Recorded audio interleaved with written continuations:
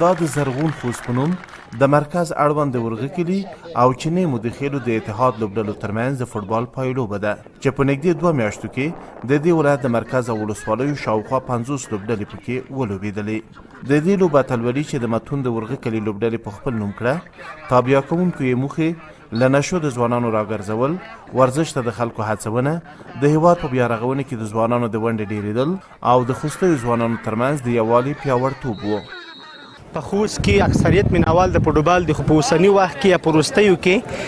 لږ څه ناڅه د ذوب څخه مخ شوی د په هغه کچه چې